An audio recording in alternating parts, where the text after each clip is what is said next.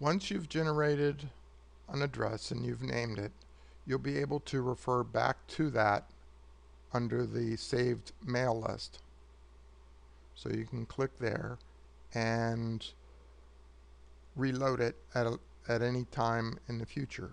It gives you some statistics as to how large it is and basic information, what county and zip code, and the fact that it's a community search. This was last used on 9/1/2015. To select this, simply select Load Mail List, and then it reloads that information. If you want to reuse that again and send that off to Minuteman, click again on the Confirm Mailing List, and you may have to click it twice. It's okay. And it converts over to a nice green button, which means it's all checked out, and you can select that. But perhaps what you're trying to do is not use one of these saved ones, and you're trying to access and create a new list. Well, all you have to do is click on New Mailing List, and it starts off with a default of nothing selected.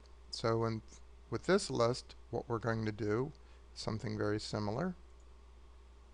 We're going to select this. So this list is again going to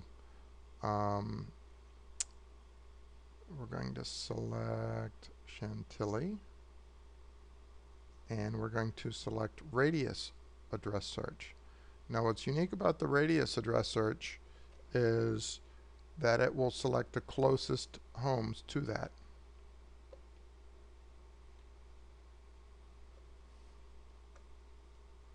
And you enter in the house number, and then it then generates the list of possible homes that have that house number.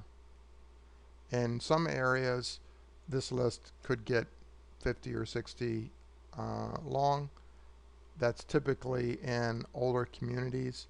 Newer communities usually have more unique address names. So we're going to select the Gulfview Drive, and then it's selected, and it says there's 261 properties.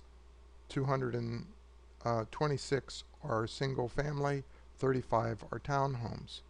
If you want to limit it to only 200, all you have to do is right here under Limit to Closest, put in 200. And now at the bottom here you'll see limited to 200 out of 261. Again, to actually use this, you have to name it.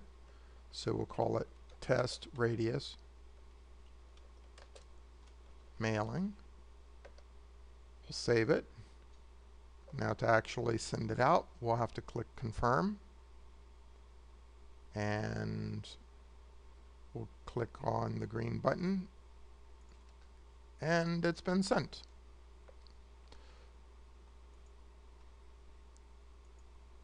So if we go back up to the top, we'll see under the saved that we have both the test mailing and the test radius. And if you want to load an old one, you just click load, and it automatically regenerates the list for you, and then you can use that again in your next postcard mailing. And that's about that for this. So let me show you what the email is that is generated. The email that's generated looks something like this. It'll come from Minuteman Marketing Address List. It'll provide you the name of the job name that you've provided, and it says it has been sent for printing and mailing. Contact Minuteman Marketing, gives you their email address, and here's their phone number. And it says that you will receive a confirmation postcard sent to Sarah Mailing Test, 1313 Moore Lane, Fairfax 22033. And it says 200 postcards will be mailed to the following street names, and here's the list of the street names. Now, in some instances, it won't actually go to all of the street names because it's sending to the closest 200. In this particular case, it was just a small number of streets, and not limiting it was actually very close to 200. So this list will probably be very accurate.